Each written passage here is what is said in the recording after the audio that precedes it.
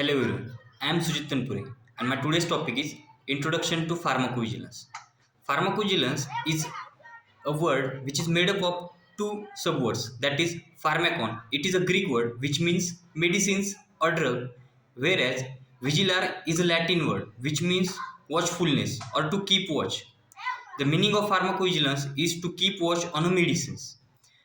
So, pharmacovigilance is defined as, according to WHO 2002, pharmacovigilance is the science and activities relating to the detection, assessment, understanding, and prevention of the adverse effects or any other drug related problems. Then, pharmacovigilance contains four important items, that is, detection, assessment, understanding, and prevention. Let's see what they mean one by one. Detection. For example, in case of clinical trial, it is the investigator, or in case of post-marketing trial, it is either the physician or the prescriber or the patient himself who report the adverse event or any drug related problems. Detection means detecting the signal which suggests the adverse reaction. Then the second is assessment. For example, the investigator or the healthcare professional, that is HCP, would be assessing if the adverse event or drug related problem is due to the drug or it's due to the some other reasons. Assessment involves the causality assessment, which means the checking the possible possible relationship between the adverse drug reaction and the given treatment. Then the next is understanding. The reporter and the safety specialist is involved in the understanding the adverse event or drug related problems. And the last is prevention. By proactively reporting the adverse event or drug related problem to the regulatory authority and taking precautionary actions would help in preventing the adverse event in future. Then history of pharmacovigilance. Thalidomide disaster. The pharmacovigilance is started with reference to the thalidomide disaster. In the late 1950s and early 1960s, the use of thalidomide in 46 countries by women who were pregnant or who subsequently became pregnant resulted in the biggest man-made medical disaster ever, resulting in more than 10,000 children born with a range of severe deformities such as phocomelia as well as thousands of miscarriages. Thalidomide disaster uh, leads to the evolution of pharmacovigilance. Then, what is the aims and scope of pharmacovigilance?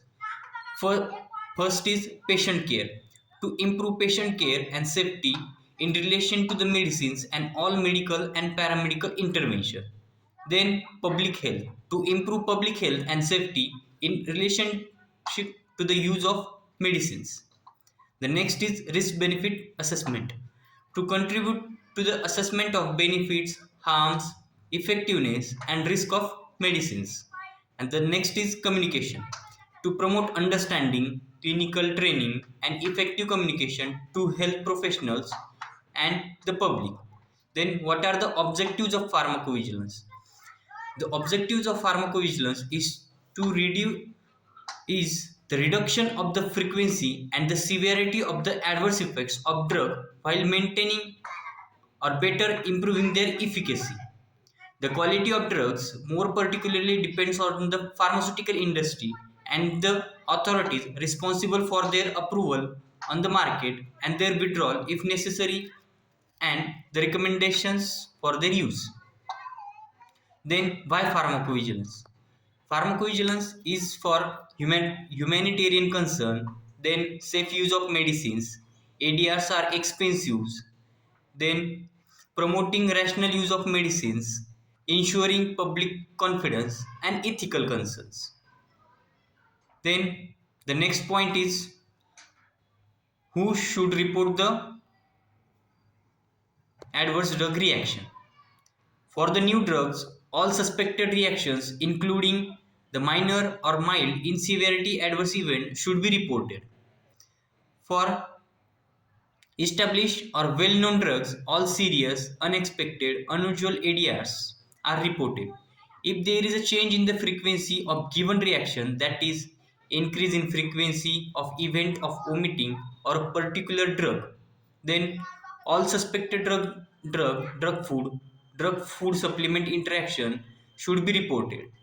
Then ADR associated with withdrawals are reported. Who will report the ADR event? Any person, which can be patient, relatives of patient, healthcare professional, pharmacist, or marketing person, or any other nurses, uh, then hospital staff. Anyone can report ADRs. Thank you. That's all about pharmacovigilance.